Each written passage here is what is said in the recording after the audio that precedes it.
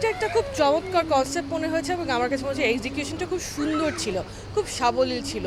প্রত্যেকে অপূর্ব অভিনয় করেছে, মানে দেখে মনেই হয়নি যে মুভি দেখছি, মনে হচ্ছে সামনে ঘটছে ঘটনাটা। সিনেমাটোগ্রাফিটা আমার কাছে খুবই অসাধারণ লেগেছে।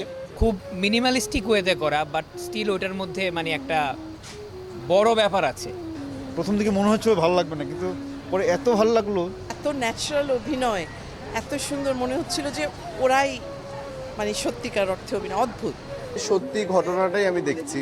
আমার কাছে মনে হচ্ছে খুব সুন্দর একটা মুভি এবং এরকম জনরার বা এরকম টাইপ মুভি আরও আসলে দেখতে মজা হবে থিয়েটারে।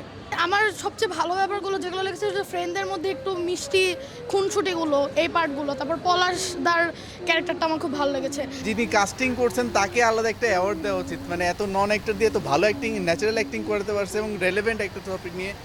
পুরো ব্যাপারটাই আমরা রিলেট করতে পেরেছি, তো এই জন্য আরও বেশি ভালো লেগেছে। যেহেতু খুবই র সিনেমা এবং অডিয়েন্সরাও আমি মনে করি খুবই র অডিয়েন্স, কারণ তারা একটা ভালো সিনেমা হচ্ছে এটা বুঝে তারা দেখতে আসছে আর কি। চেয়ারম্যান ছিল, তারপরে বিয়ে হইলো, এটা খুব ভালো লাগছে।